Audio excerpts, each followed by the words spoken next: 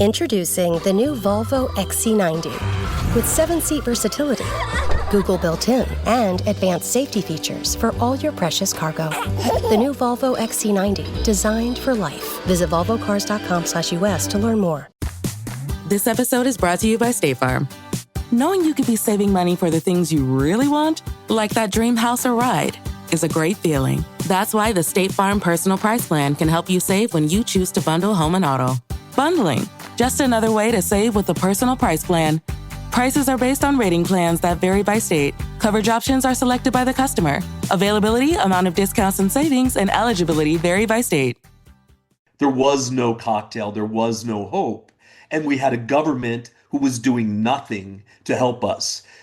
You would hear AIDS jokes constantly on the street. Gay people were called carriers. That was the environment back then. And a lot of younger people don't realize that, because thank God for the work that ACT UP did, which I was part of, and ACT UP's a big part of this story, because it was a big part of my life. I joined in 1989 in New York. Because of organizations like ACT UP, we fought to make the government do something, which is also what we need to do now with this egregious great darkness that we're facing right now in our country, which I think the book really speaks to that, that we're living in an even worse time in many ways. They are trying to undo all the progress we made as queer people. They're trying to literally defund the drugs that are keeping us alive and protecting us. And we need to fight and do something now about that. Hi, everyone. Welcome to the Ivory Tower Boiler Room podcast. Happy summer season. It's Dr. Andrew Rimby, aka Andrew.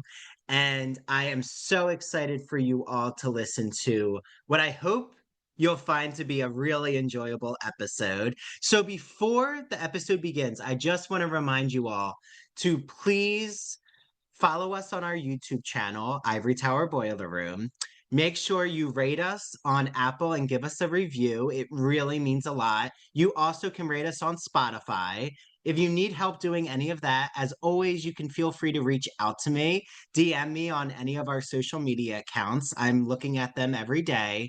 Patreon, we have ad-free episodes and bonus content. Patreon.com/Ivory Tower Boiler Room. And you get a 1-week free trial. We also have our book club, which is free and virtual. So this month, well, technically August, we are reading The Silent Patient, which is such an exciting psychological thriller, I've been told by the book club members who voted on it. August 3rd at 5 p.m. Email me at ivorytowerboilerroom@gmail.com for the Zoom link, or DM me and I'll get you the Zoom link. And I can't wait for us to discuss The Silent Patient by Alex Michaelides. So without further ado, here is today's Ivory Tower Boiler Room episode. Hi, everyone. Happy official Pride Month. This is Dr. Andrew Rimby. I am so excited to bring on an author who I know you're all going to fall in love with, specifically all about disco, witches, Fire Island. I mean, very tantalizing subjects already. So I just want to introduce you to Blair Fell. He also wrote a book called The Sign for Home, which was longlisted for the Center for Fiction's first book prize and the winner of the Doris Lipman Prize. He is coming here from New York City, zooming in. He's worked as a writer for shows like Queer as Folk on Showtime, which we'll talk a little about since we recap Queer as Folk here on the podcast. California Connected. His first-person essays have appeared in Out Magazine, New York Daily News, Huffington Post, and a myriad of other magazines. I like that he says he's had a myriad of loving relationships, so sure, we'll dig into maybe some of how the biography influences the fiction. And he also works as an ASL interpreter, which I found interesting. He's been an actor, director, producer, once a bartender for the Summer on Fire Island, and has just released Disco Witches of Fire Island. So, hi, Blair. Welcome to the podcast. Thank you. I'm really happy to be here. And just know I didn't use myriad twice in that bio. That was me. I just love the word myriad. Yeah. I just want to know. I would find another word. I wouldn't use it twice. It's my No, no. editor. I've been editing, so I'm like, I should use a different word than that. But like, no, no, I only used it once. No, no, yeah, that's not you. That's my Cool, cool, cool. additions. So I'm just curious, how did all of the influences of careers you've been in? So maybe let's just start with you've written before for TV. So Yes, yes. Well, I different started. genre. Yeah, I started actually as a playwright when I decided at 29 I wanted to be a writer. And I had been an actor before that, so it just seemed, oh, I understood when a script was good and when it was bad. Let me do this, and maybe the actors can save me if I'm a sucky writer. And so for years, I had a theater company, and I wrote and directed a zillion plays, and that's how I started.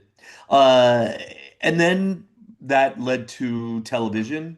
And actually, what led to my first TV show, which was, an episode of Queer as Folk, was I was hired to write the web content for Queer as Folk at Showtime. And they saw my work they had these journals for the characters. That was one of the things I wrote. I frankly, while I think the show's an important show, I didn't really love the show, and because they wouldn't always make sense. And so in the character journals, I would try to fix what I thought wasn't making sense on the show. Like just say Hal Sparks's character Michael did something in this episode, in the next episode he did something completely contrary to what they established in the episode before. In these journals, I'd be like, yeah, I know I said this, last week to mom, but this week I'm thinking this. So in my mind, because I'm all about making sense when even if it's fantasy, when I write and whatever, they liked what I wrote, and then they hired me to write this one episode, which ended up being the only episode that won an award that season. But yeah, I didn't go on to continue. I continued writing for the website, but I didn't write another episode there. And then shortly after that, I got a job as a writer producer on this show on public television all across California. And it was like an amazing job because it was a really earnest public policy show, but they hired me to make boring stuff funny. And they let me do whatever I want. So I used to get like old hygiene films from the 1950s and dub funny stuff they would say about a community board meeting up in Eureka, California. Or I would do just like these montages and put funny voices on them just to make tedious public policy stuff funny. And that's what I did for 3 years in LA. And then I moved back here and had to figure out what kind of writer I was going to be next. And thus we're here. Yes. Did now looking back at Queer as Folk, and you said it's important to the canon. Like, what do you think it is about the show that just captivated the audience? Is it the actors? Is it the soap opera elements? Is it the finding yourself in the scene there? What's funny is I think there's some wonderful actors on the show.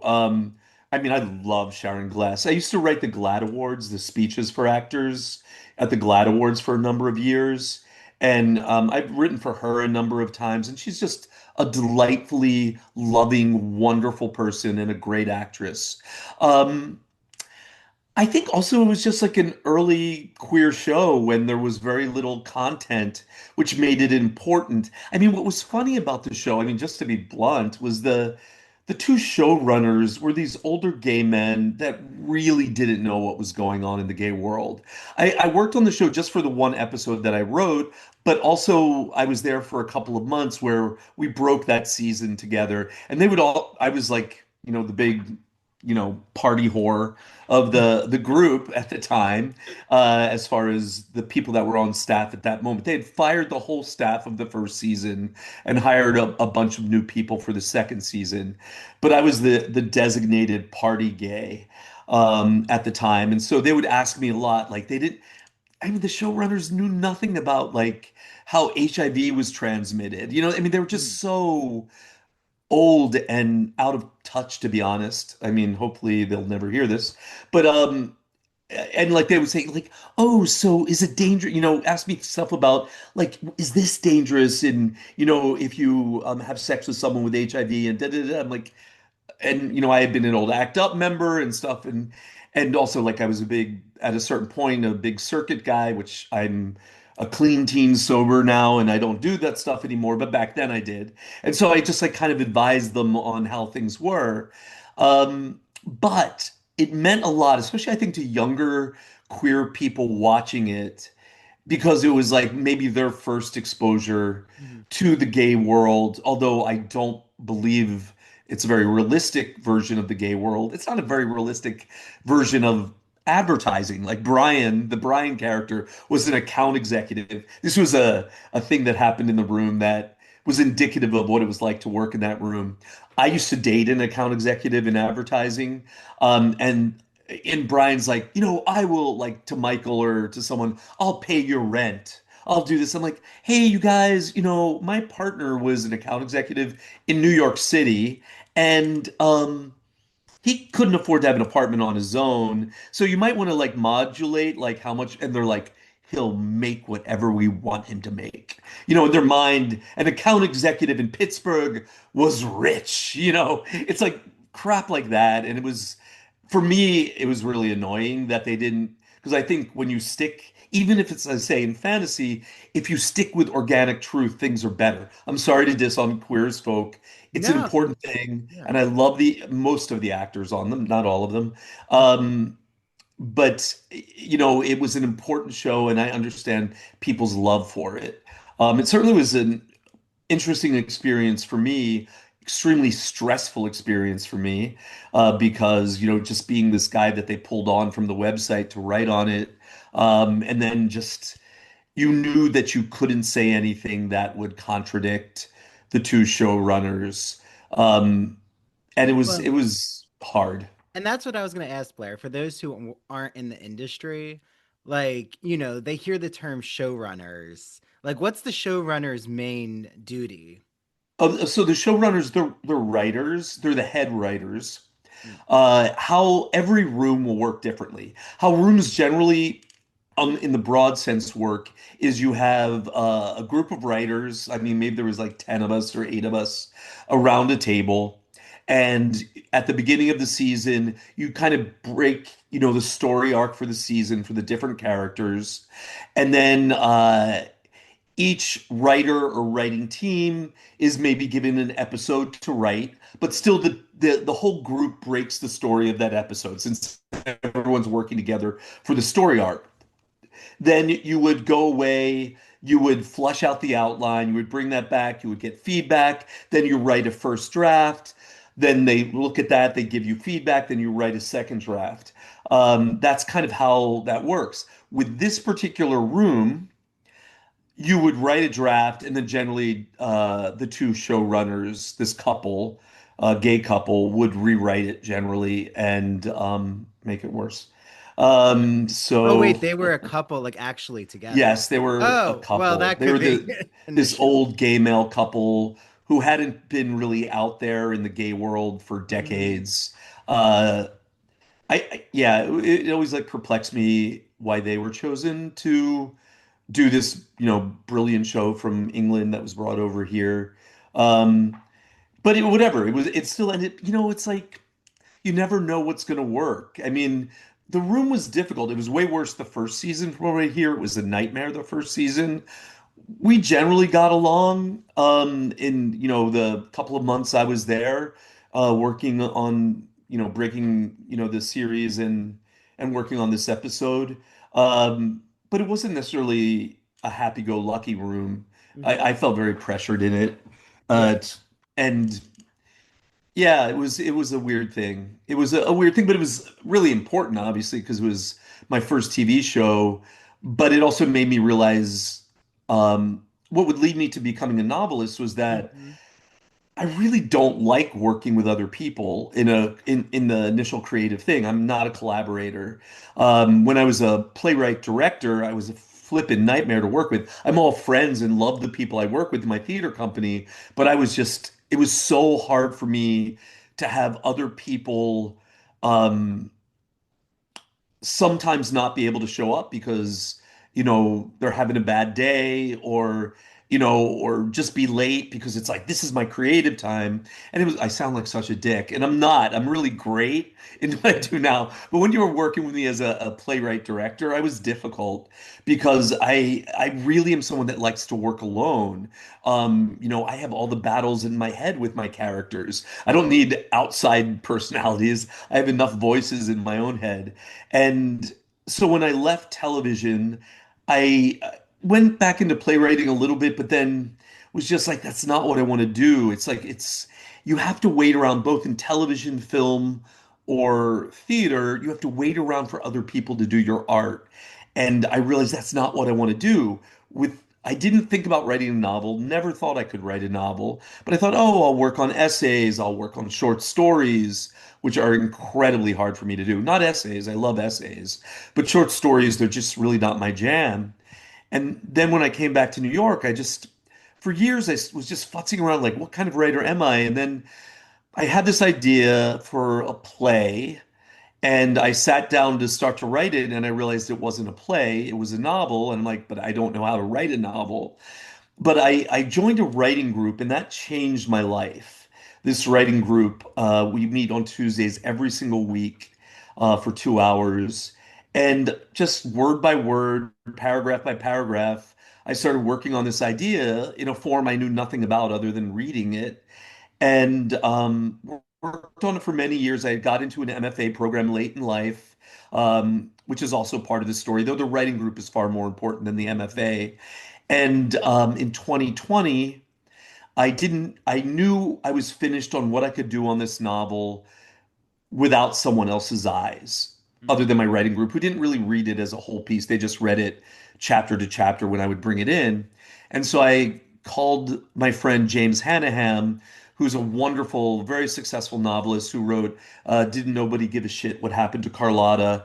And he won the Penn Faulkner Award for Delicious Foods. And he knew my work on my plays. And so he knew I wasn't, a basket case. And I said, hey, James, is there anyone in the profession you can show this to that can tell me whether it's shit or not? That was the words I said, because I didn't know if I could write a novel. And he's like, yeah, my agent will look at it. Generally, if I ask him, he'll look and he'll be honest with you. I'm like, ooh, an agent. I really didn't think about going there yet, but okay. So I sent the query letter and, the book to his agent, not knowing, what quality his agent was or who he dealt with other than my friend James. And a week and a half later, again, this is 2020, middle of COVID, he called me and said, can you call me? I want to talk to you. And I did, and he, talked to me to, suss out whether I was cool or not. And then he gave me his feedback and gave me notes. And over the next 2 months, I implemented his notes. And he's like, okay, I'm going to send this out. He sent it out, and it was sold at auction, which means multiple offers. And yeah, and then it was published in 2022 because it takes about 18 months from sale to going out, and it got a lot of attention and like amazing reviews, and it was really exciting, and it seems I am able to write a novel. Before I sent it out, though, I had started this novel while I was still in grad school, because I didn't think the first novel was the kind of novel I should write, because it's funny, but it's also serious. Just to give you a brief idea of what it is, it's about a straight, deaf-blind Jehovah's Witness young man and his gay interpreter and their friendship, and how they realize that the young man's family has been lying to him. And so they go on this journey to find out what happened to this girl the boy had been in love with that got away. So it's a love story, but it's more of a friendship story. And it's a lot about interpreting for the deaf blind, but also the deaf blind space and the interpreting space. And yeah, and people seem to really love it. And then I had this other idea, which didn't fit the list of my first editor. She wanted something like my first book, which I'm also working on. And so this publisher, Alcove Press, had approached my agent to ask if there was anything else I was working on. And then they showed him this, and they bought it. and it's been an amazing experience. I love my editor Jess Verdi, and it's just been so great working with them. And now it's Disco, which is a Fire Island, which I guess you know was just picked by RuPaul for his June book club on Alstora, the online bookstore, and that was really exciting. Would he? I'm not sure if RuPaul the man or RuPaul the drag queen, so it's her or him or they, depending on his. He's not in drag in his book club picture, so I'm going to refer to him as he. But I'm not sure if he knows that there's actually a really good friend of his, a late friend of his, mentioned in the book. I don't know if he knows that because it's not like the man's regular name, and but it's actually because I knew we hung out in the same groups in Los Angeles. I don't really know him, but I'm not sure if he knows that. And so I'm trying to one get in contact with him to thank him because he just like posted this amazing review and picked the book, but he's never spoken to me. I didn't even know it had been chosen. A bookstagrammer was like posted it. I'm like, oh, are they fucking with me? I'm like, no way. RuPaul, no. And it turned out, yeah, yeah, he had picked it for his book club. Now that it's summer officially, you know what that means. Beach reads. Well, I have the perfect magazine if you just don't know where to begin when it comes to which books to add to your to be read pile. The Gay and Lesbian Review is an incredible magazine that features book reviews, TV, film reviews, and such well researched articles. It's all about LGBT arts and culture. Make sure you head to glreview.org and you're going to see they have other magazines as digital issues. Use the promo code ITBR choice and you get a free issue of the magazine. Their new theme is the situation. And in this issue of the magazine, it's all about connecting the current political moment, which every day we know takes a twist and a turn, and how LGBT rights, it's not the first time, sadly, that they've been threatened in America. If you don't know, look up the Lavender Scare and McCarthyism, and you'll see that government employees who were found to be homosexual or suspected to be homosexual were threatened and fired, a lot of them from their jobs. Also, there's an article about the Weimar Republic and censoring Magnus Hirschfeld's incredible sexology research in Germany. There's also an interview with the incredible trans writer and activist Jennifer Finney Boylan, whose book Cleavage just came out. And of course, the last issue was all about Dr. Jonathan D. Katz's First Homosexuals exhibit. So I hope you enjoy your reading. And if you have any questions or you just want to gush about what you're reading in the Gay and Lesbian Review, please DM me. I was recently watching Return to Oz and Nosferatu with my fiance, and I thought, wait, I just had on Broadview Press authors who wrote a vampire literature anthology and the iconic edition of The Wonderful Wizard of Oz. So I said to my fiance, you know what? I need to tell everyone who's listening to ITBR that BroadviewPress.com has everything from classic novels to discussions about vampire literature, vampires in film and TV, the philosophy of sports, Native American culture, horror. There is so much on Broadview Press's website. I urge you all right now, search broadviewpress.com. You will see that not only do they have books for college instructors, which if you do teach college, you better add them to your list because it's amazing, all the resources they have.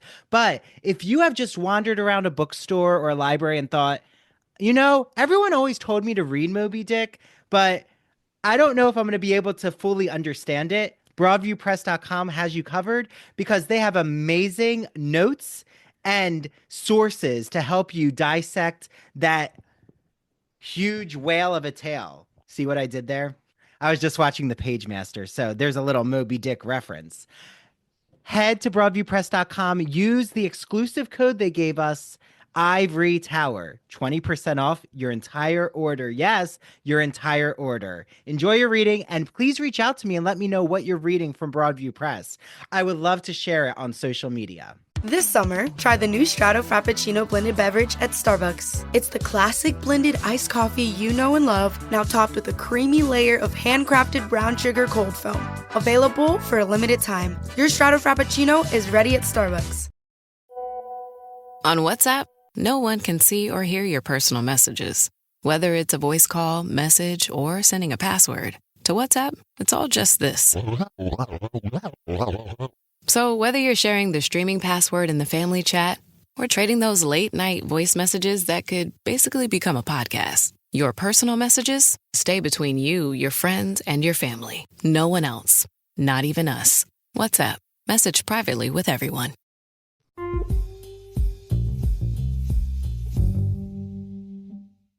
I'm trying right now to like see if I can like find his contact info and say, hey, do you know this guy? A friend of yours, Don Norman, is actually kind of a inspiration for one of the main characters in the book. Anyway, Yeah, that's kind well, of you a also have Miss Coco Peru, right? That your book is an enchanting mix of magical realism, romance, sex, and bold queer joy, activism, and resilience. So I'm sure RuPaul would be, fascinated with that blend yeah. as well. Coco is amazing. Coco is a goddess. Yes, yes, I love Coco. I just had lunch with her in LA when I was there, or coffee rather. We didn't eat, and an amazing, amazing person.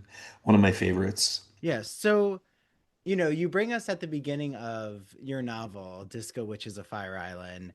I was very, kind of excited and just drawn in because I grew up in the Philly area. So I knew all about Woody's Bar because I would go there for college night.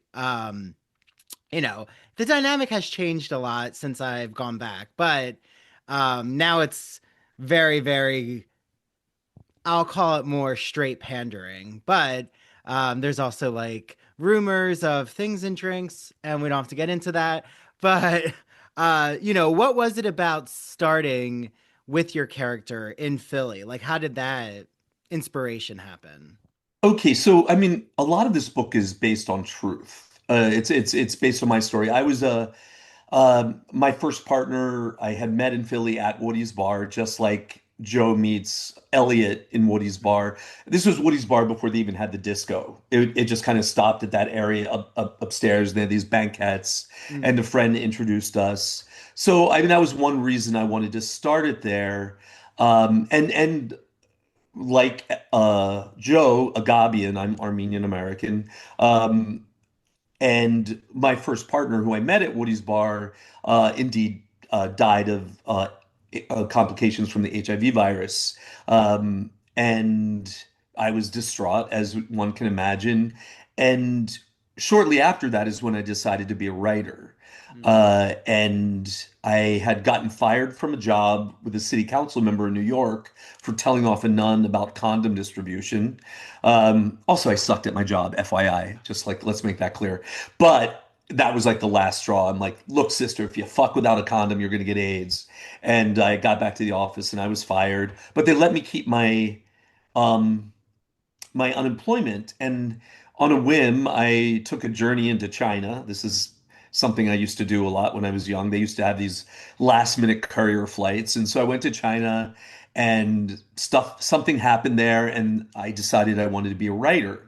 And when I got back from the China trip, I didn't have a job. I was on unemployment and I had never been to Fire Island, like Joe had never been. And so I went there sight unseen, got a job as a bartender, which I had never done before, and moved into the attic of these three older gay men who were the like 70s disco queens. One who built huge hats with lights and feathers and would go out dancing at 4 in the morning. They would be cooking ketamine on the stove. It was like they were like these witches, and that's where the idea came from.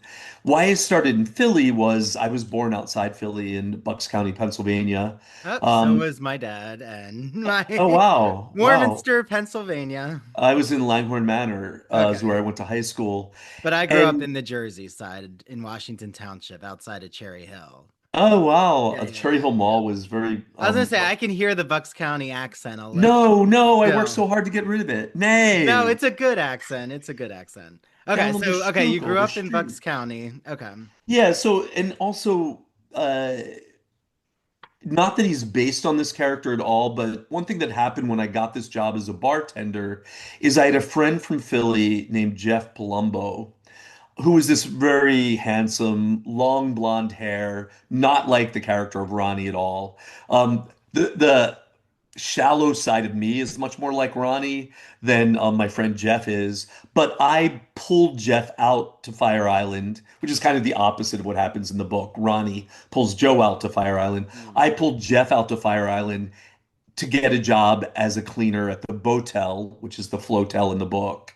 And so I saw where he slept, which is this horrific little room. They've torn it down this past year or over the last 2 years and are building something new. But it was this horrific, overpriced cinder block box, which was the only hotel in Fire Island Pines. And he worked there. And so just like the roots to this story were in Philadelphia. My first lover who passed away was in Philadelphia. Jeff, who I pulled out to Fire Island, was in Philadelphia.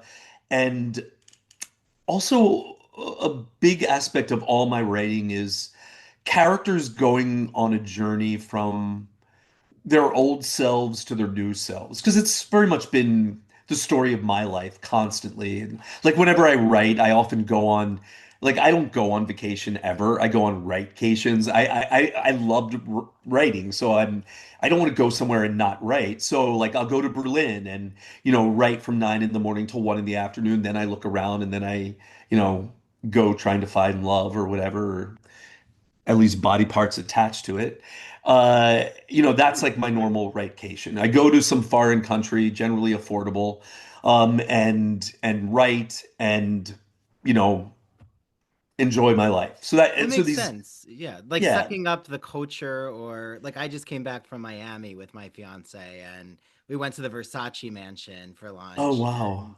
like just even the inspiration of like trying to understand the culture. Like that's something I love on vacation is getting inspiration from, oh, like what was it like when Versace was there? Or, I have a friend who does a true Yeah. crime podcast, so I was taking all these pictures for her.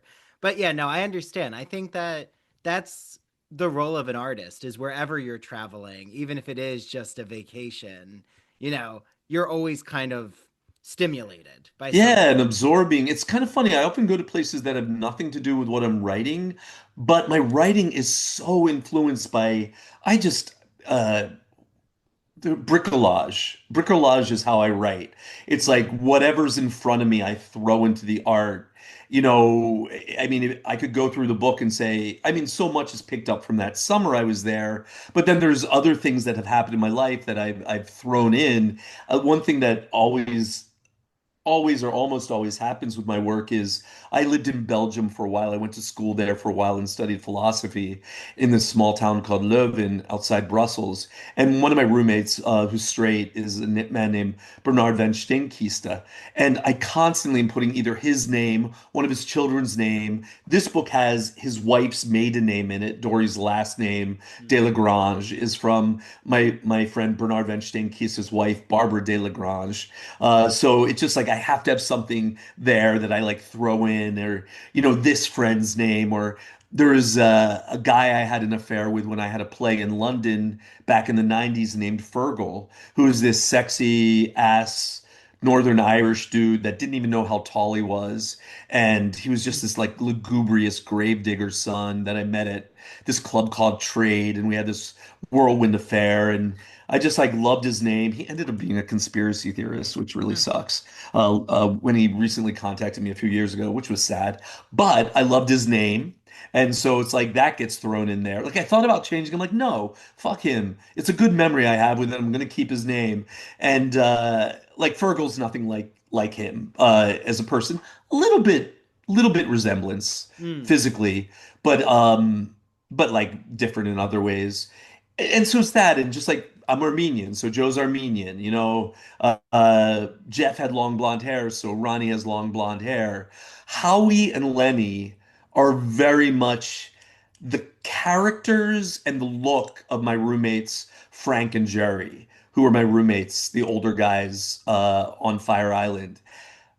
The content of you know, their enlightened selves. Not Frank and Jerry weren't that fully enlightened. They were wonderful people, but I kind of Howie and Lenny take the bet my better angels and merge with the way Frank talks. Like if you hear Howie talking, you hear Frank talking. Again, not necessarily the content of what he's saying, but the way he phrases, the references to movies and things like that. Very much Frank. Frank, who's still alive, is ecstatic about the book. He just sent me a picture of the place where we lived the other day, which is on my Instagram account and Facebook account. Yeah, Jerry, who's Lenny is based on it, passed away a few years ago. Uh, but Frank is still out on Fire Island.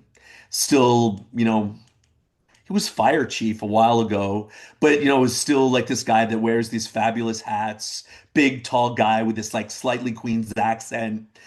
Great, great guy, great guy. Well, so like what I'm so curious because I've been to Fire Island a lot just because I was on Long Island for 10 years when I was getting my PhD at Stony Brook. So I like fell in love with the Pines, Cherry Grove, been to the Belvedere.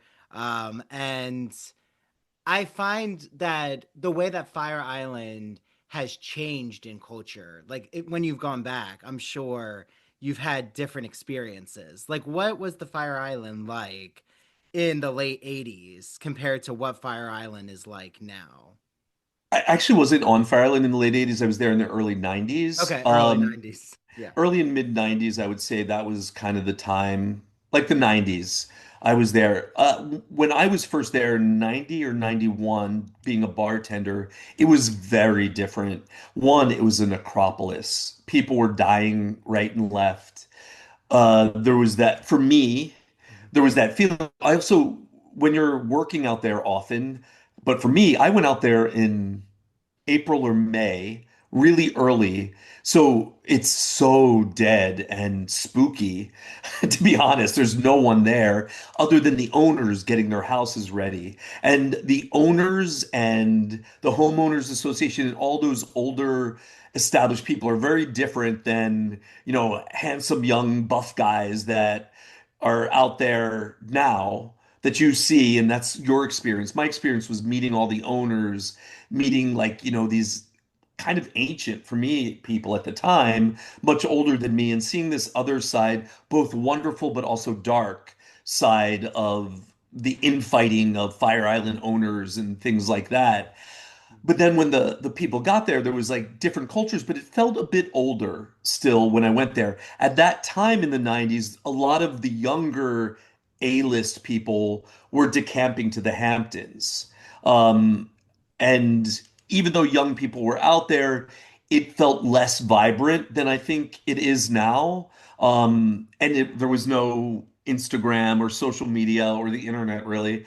So you didn't have all the influencers out there taking pictures. I don't really go out there myself. I'm going to be out there July 5th for a Disco Witches of Fire Island tea dance at Oh, the Ice Palace in Cherry Grove that Daniel Nardizio's throwing for the book, oh, and be wonderful. signing books at the Fire Island Grocery in Cherry Grove. So if you want to come out 3 to 5, I'll be signing books, and then the tea dance is from 5 to 8 for the book. So that's kind of cool. But I was only out there like a couple years ago just doing research for the book, seeing my friend Jeff out there, talking to Frank, trying to remember things from long ago. And also because it was also 1989 was a couple years before my time, just like getting more of the pulse of what it was like out there. But you got to remember, I would be bartending and a guy would be sitting at my bar with KS on his face, drinking himself silly and not long for this world. So it was a very different vibe. I mean, people were still having sex, people were still doing drugs and partying and dancing all night long, but there was always the specter. And that's what I wanted to kind of do with this book a bit was I wanted to share what it was like being I'm HIV negative, a young HIV negative man in 1989, trying to fall in love, and where your first partner's died, and you're trying to like date, but all you can think of is this person going to die on me too? Am I going to have my heart broken again? Am I going to be infected? And what it drives you to. And it drove a lot of people of my generation into like drugs and alcohol, including myself, because just to quiet the mind of AIDS, AIDS, AIDS, AIDS. It was a death sentence back then. If you met someone that were HIV positive, the thought was, well, they will die. Soon or later, they will die of it, period. There was no cocktail, there was no hope. And we had a government who was doing nothing to help us. You would hear AIDS jokes constantly on the street. Gay people were called carriers. That was the environment back then. And a lot of younger people don't realize that because thank God for the work that ACT UP did, which I was part of, and ACT UP's a big part of this story because it was a big part of my life. I joined in 1989 in New York. Because of organizations like ACT UP, we fought to make the government do something, which is also what we need to do now with this egregious great darkness that we're facing right now in our country, which I think the book really speaks to that, that we're living in an even worse time in many ways. They are trying to undo all the progress we made as queer people. They're trying to like literally defund the drugs that are keeping us alive and protecting us. And we need to fight and do something now about that. And I think the book speaks to that. It gives an example from long ago, but it's very much speaking to what's happening today as well. Well, and I think it's interesting because I feel like there's parallels with the dynamic of the party scene going on right now, or the importance of these different generations talking, specifically, you know, young gay men knowing about the history, like knowing Angels in America, for example, which is an incredible, play, HBO miniseries. And at the same time, though, there is kind of a return to the disco culture. There is a return to, in my opinion, like anytime I've now been to gay clubs, that there is that ecstasy, very I won't call it hedonism, but there's trying to get your mind off of what's going on in the government, right? Like disco was really popular because it got everyone out and about to not think about the problems in America.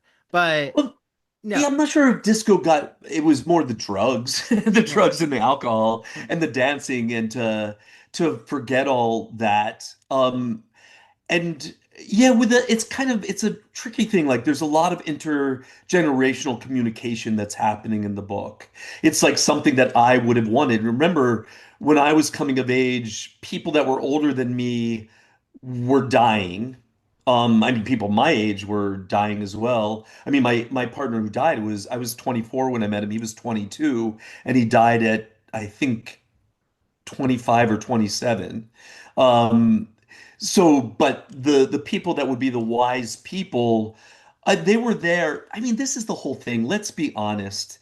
When you're talking to someone who's older, it really depends on whether someone wants to hear it or is able to hear it. I wasn't able to hear things. I wasn't able to hear about what power or talent I had when I was young. I had no idea that was good looking at all or had, when people tell me I was talented, I didn't really believe them. And it's really hard to hear when you're young. Some young people do hear it. I was not one of those. So this was like kind of in that way, this book, although Joe doesn't really listen fully to Howie a lot of times, he hears them and he hears some things, but he doesn't truly hear it enough until we won't get into the story because I want you to read yes, the book. yes, But I was definitely someone that didn't listen as much as I could have, but also they weren't there. I didn't have someone always there sharing that, but sometimes I did.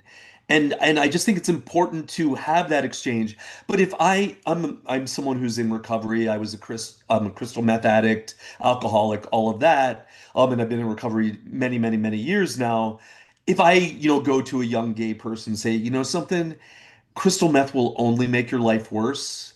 I've had so many friends that have jumped off buildings. I have countless, and I'm not even exaggerating, countless friends who have died because of being addicted to crystal meth. No one's going to hear it. If you're in the middle of that, you need to be ready to, if you've hit your bottom, to seek help and to be free of that. But you're not going to be there till you're ready. So just like preaching is stupid.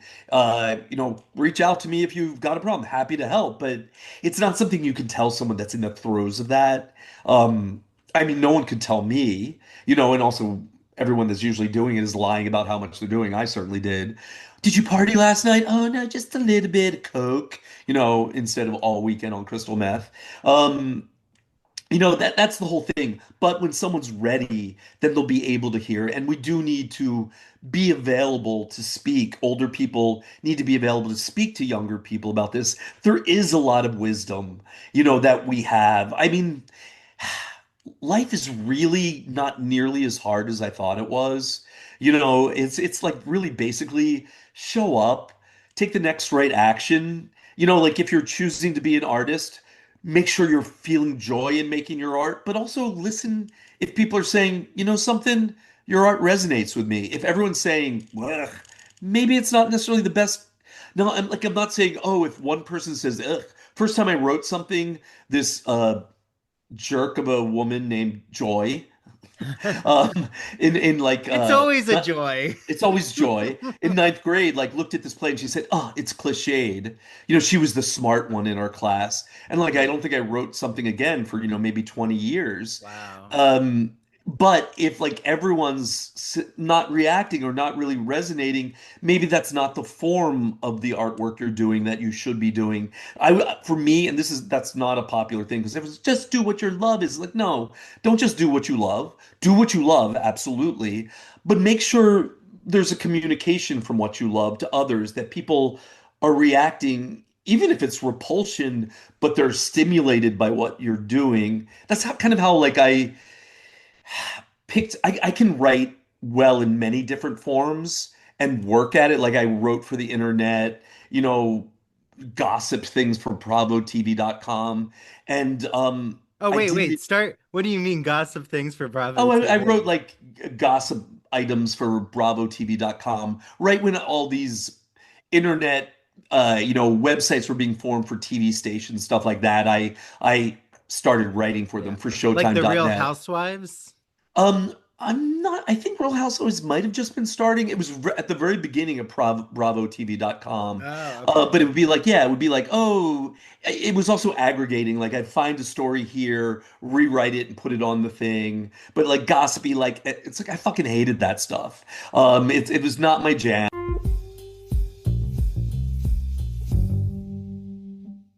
Are you a fan of classic Hollywood movies? Are you a fan of queer cinema? Then do we have the podcast for you. Hello, everyone. I'm Christian Garcia. And I'm Luke Del Mar. And we are your hosts of That Old Gay Classic Cinema, where we take a look at some of the greatest films of all time and analyze them through a queer theoretical lens. Let's be honest. LGBTQIA plus people have been a part of Hollywood since its inception, and this podcast celebrates those artists and entertainers of yesteryear while also taking a closer look at the queer-coded characters and stories in classic Hollywood films long before queer representation entered the mainstream. So follow us down the road of classic cinema as we give you a guide to some of the films that touched our hearts, brains, and even gave us courage to be ourselves. You can listen to That Old Gay Classic Cinema wherever you get your podcasts, and be sure to follow us on Instagram, YouTube, and TikTok. All right, listeners, we're ready for our close-up.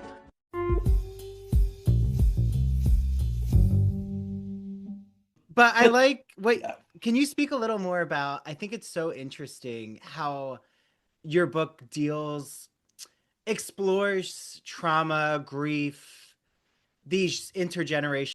I just MailChimped my marketing. You MailChimped your what? I MailChimped my marketing with AI to create an effective marketing campaign in minutes. No, MailChimp and Way. Yes, MailChimp and Way. Now I can hyper-personalize my campaigns across email and SMS. You can do all that with MailChimp. What did I just MailChimp and say? MailChimp your marketing with the #1 AI-powered email marketing and automation platform, Intuit MailChimp. #1 based on publicly available data on competitors' customers. Plans vary. SMS available as add-ons. Visit MailChimp.com.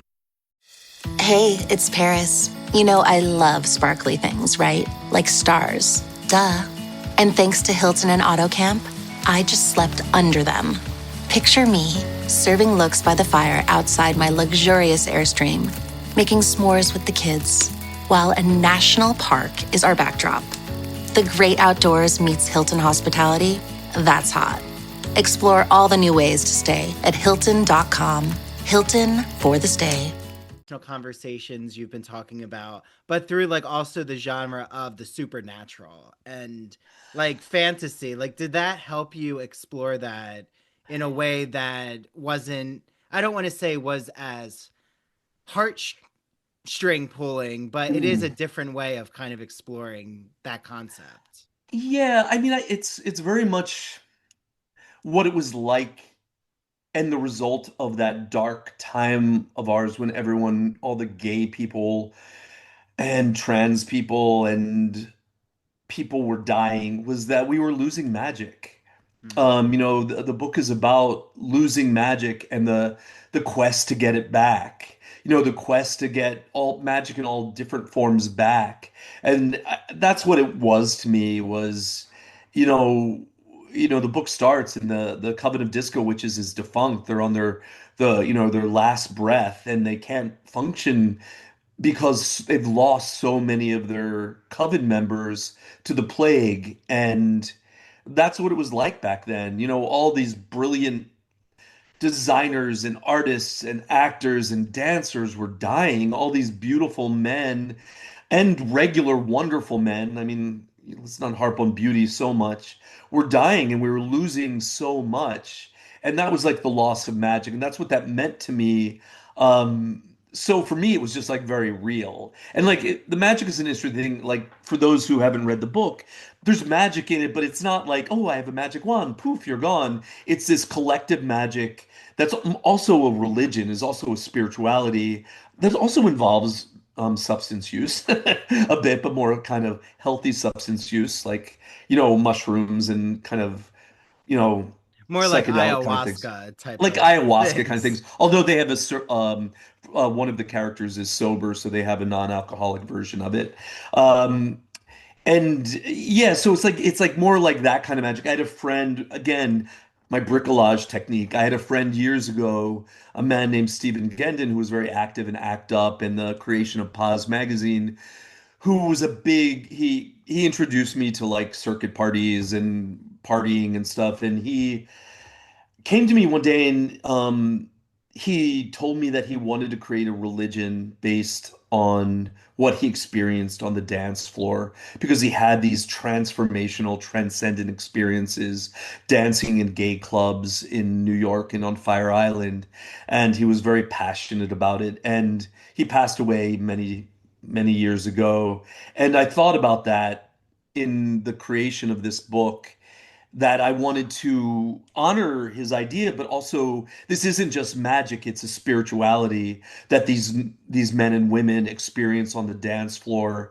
And they're doing it to be collective, to share their energy and their spirit with not only themselves, but with the world. And that's the kind of magic it is. And at one point there was a lot more magic. Then my agent was like, can you bring it down? And I brought it way down. And then the editors, can you bring up the magic? And it just had this wonderful kind of gestation into a magic that even the witches themselves sometimes wonder is magic or is just coincidence. But I wanted to make it a little bit more grounded in reality and in more of this collective, roots in things like Sufi Islam and like other world religions. And like the twirling they do is definitely related to dervish twirling from Sufism. And anyway. No, That's what it's that's about. fascinating. But like you're making me think, and I think you do, everyone out there, what Blair you do in your novel, like the illusions, whether it's, disco artists, it's literary, it's cultural illusions. Like you're really now understanding your process, it makes a lot of sense. You're really creating this catalog of sorts of like what to do after someone reads your novel. Like you kind of can go down these rabbit holes, and you have a beautiful Spotify playlist of, I mean, I'm a huge disco fan, but I go to like the Gimme Gimme Disco.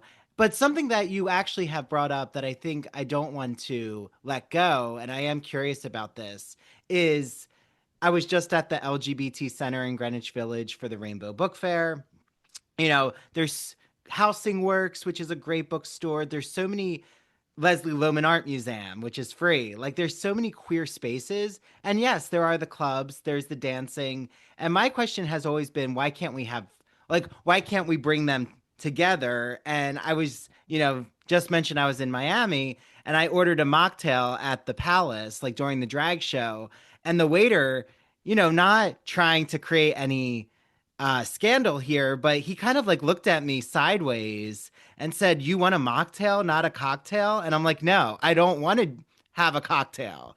But like the drinking was such a part of like their spiel, but you didn't need that to enjoy the drag show. Like, so something I've always thought is like, why can't you just dance and have a cranberry seltzer? Like, why can't you dance and have a iced coffee? Like, you don't need People to be do that drinking. though. I mean, I certainly have done it since I've been sober so long now, but I mean, people do that. I mean, what's cool about younger people across the board, I'm not talking about gay younger people, but a lot of younger people are choosing not to drink. We know now alcohol, we won't even get into the other drugs, but alcohol is really, really bad for you. It's like everything now, other than like the things created by the alcohol companies themselves, say it is really bad for you. It shortens your life. It's not good for you. I, but it's like it's also in our community itself, though, is we have to be more welcoming of people of different body types and different looks. I mean, it's intensely looksist. It's still intensely exclusionary, and we need to be more welcoming. We need to create these more, and you can. This is the whole thing: is we can. We've seen it before. I mean, one thing that's happened, like to Bear Weeks, like Bear Week in Provincetown, used to be this week of really lovely, wonderful guys. More of an emphasis on the old version of Bear, which meant kind of larger bodies and hairy, larger body kind of thing. And then over the years, it's become the European version of bear means any guy with hair on his chest. And so it's all these like muscle guys and more of this like looksist oppression kind of thing. And we can there are other spaces. There are the radical fairies, and we can create these spaces. We're immensely creative people. I mean, the whole thing, though, is we create these spaces like Provincetown, like Key West, like all these other places. We create these cool, hippie, artsy, gay, awesome spaces. And then the money comes in, appropriates it, takes it over. We need to create more spaces and just be active in doing this. We need to take over more towns. I know the formula. The formula is we need some kind of like outdoorsy place that has places to hook up in the nooks and crannies. That's required. You must have that. You need a dick doc, you need the dunes. But then you need artists to come in and you need to create the cafes, the welcoming gay cafes and affordable places for artists to be. And it will become a gay artist hippie town. Yes. And then it'll get appropriated again and we'll lose it. We'll need to move somewhere else. But we need to create that. We can't live without it. And so we need you, people that are younger, to do this. I mean, grab the older people to help out, but we've got to do this because it's like Well, P-Town is too expensive. I'm sorry.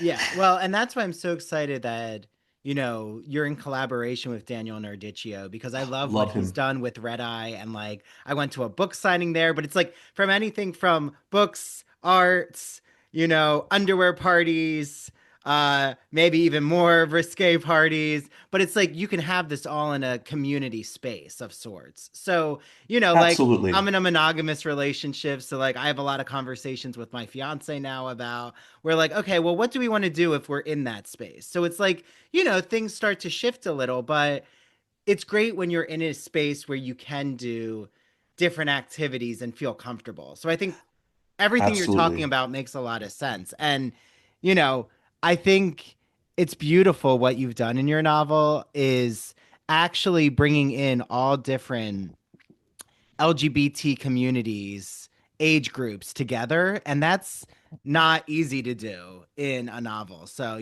I want to thank you for what you've done. And, what do you hope? My last question, Blair, because we could just keep going on and on. And I'll have to have you back on again when your new novel comes out. I was going to ask if you want to watch a Queer as Folk episode and recap it, but I think you've said what you can say about that. And It's we'll not leave it to. there.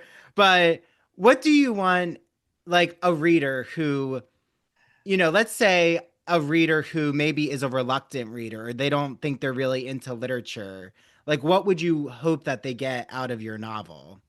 Oh, I mean, I think there's just so much. I mean, what was fun about the novel is I got to wear different hats. I got to be Howie, the wise older guy, reaching out to a younger gay man, kind of like helping, like, ultimately, I really want the book. Like, if anyone's in the middle of heartbreak, this is the book for you because I give a lot of advice to people with broken hearts. That's like very much at the center of this book. But it also is advice like from Ronnie. Ronnie's really good at shallow advice. Like that's the other part of me is like I can tell you if that shirt does not look good on you and like how you could be a little bit more successful in a bar if you don't do this, you do that. You know, so there's all this kind of like advice thing, but it's I think at its core it's about friendship and the need for found family, but also the need to like let yourself off the hook if you have a broken heart. Trust me, you will get over it. All my books, both my first book, The Sign for Home, and Disco Witches, were the direct result of broken hearts. If you have a broken heart, you can make money from it someday. So don't do anything drastic. You can make something really wonderful from your broken heart. And that's what this book is about is we can learn from these wounds, we can take these wounds and grow, and we can also be create an army to fight the great darkness that we're facing today or anytime. It's a collective thing. It's about joining together to like fight the great darkness, but also to create like these spaces that you're talking about to create. We have the collective energy, but we need to work together. We need to stop being enemies of each other and work together. Anyway, Well, thank you. I think that's beautiful to end on. And so, Blair, how can everyone out there, what's your Instagram, your Facebook, and where can they get It's their hands on very your book? simple. Like I just use my name everywhere. Blair Fell. That's the fall down past tense. Blair Fell at Instagram. It's also Disco Witches of Fire Island at Instagram. If you want to see a lot of reference photos from back then and things that inspired me to write the book, Disco Witches of Fire Island at Instagram, Blair Fell at Instagram, Blair Fell at Facebook, Blair Fell at Blue Sky. And Blue Sky actually has some a little less censored photos from that period that you might Oh, enjoy. there you go. So check it there, and you can find it, and it's on all the Barnes and Nobles right now, or just like Google it, and you'll find wherever you love to buy books, it's available. Yes, yes. Oh, and Spotify has the audiobook and Oh, yeah, the I audiobooks on yes. Kindle. It's Yep. I didn't know Spotify had it. That's interesting. But Spotify also has the The playlist, playlist which too. yeah, and Apple Music, someone else made a playlist on Apple Music. One of the readers did that they sent me, so it's Oh, how there. So awesome. yeah, Yeah. Okay, so Disco Witches of Fire Island, the summer read, get your hands on it. Thank you so much, Blair. This was so wonderful to chat with you. you're fantastic. You're just wonderful at this.